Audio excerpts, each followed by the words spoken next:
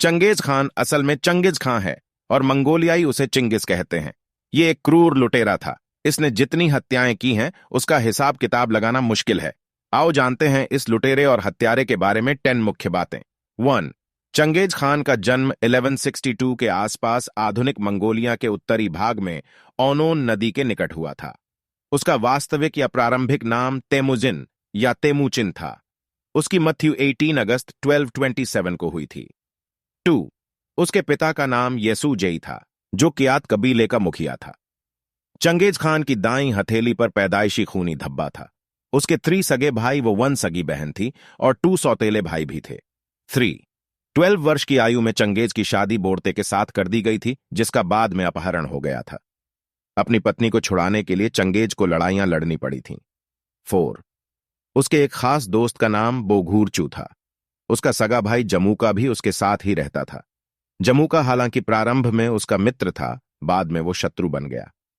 कबीलों की एल्लेडेडाई में उसके पिता की हत्या कर दी गई।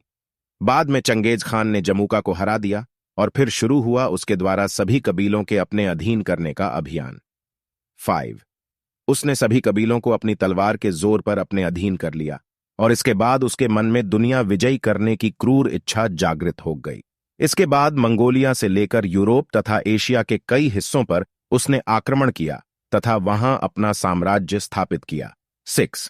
चंगेज खान ने मंगोल कबीलों को एकजुट किया और एक बड़े इलाके पर शासन किया। उसके राज्य में आज का कोरिया, चीन, रूस, पूर्वी यूरोप, भारत के कुछ हिस्से और दक्षिण पूर्व एशिया आते थे। चंगेज खान ने अपना अभियान चलाकर ईरान, गजनी सहित पश्चिम भारत के काबुल, कंधार, पेशावर सहित कश्मीर पर भी अधिकार कर लिया था। इस समय चंगेज खान ने सिंधु नदी को पार कर उत्तरी भारत और असम के रास्ते मंगोलिया वापस लौटने की सोची, लेकिन वह ऐसा नहीं कर पाया। इस तरह उत्तर भारत एक संभावित लूटपाट और वीभत्स उत्पात से बच गया। 7. कहा जाता है कि उसके पास इतना पैसा और भूमि थी कि वह अपने जीवन काल में भी न तो इसका उपयोग कर पाया और न ही कभी हिसाब किताब लगा सका। चंगेज खान पर लिखी एक प्रसिद्ध किताब के लेखक जैक वेदरफोर्ड का कहना है कि जीवन भर लूटकर सारी दुनिया से पैसा इकट्ठा करने वाले चंगेज खान ने कभी खुद या परिजनों पर खर्च नहीं किया। मरने के बाद भी उसे साधारण तरीके से दफनाया गया था। उसे दुनिया के अमीरों में शामिल किया गया है। 8. चंगेज खां प्रारंभिक तौर पर एक मंगोल शासक था और बौद्ध धर्म का अनुयायी था।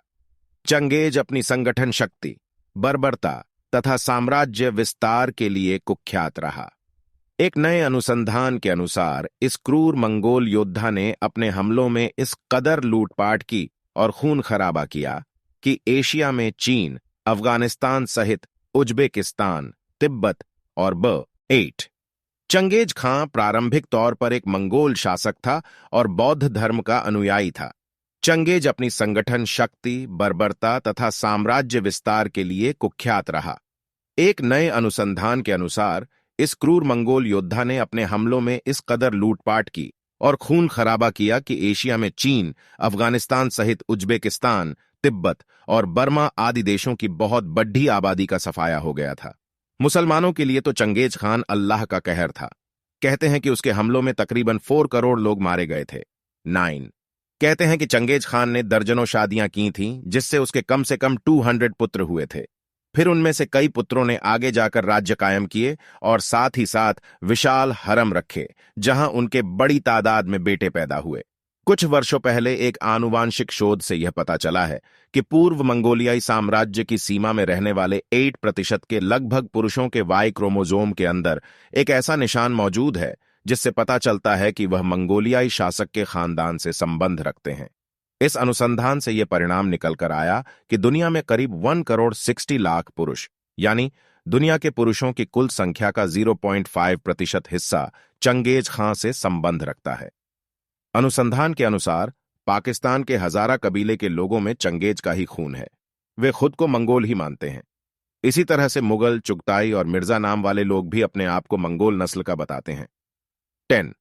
कहते हैं कि यही मंगोल कजाकिस्तान, तुर्कमेनिस्तान, तुर्की आदि कई जगहों पर फैल गए थे।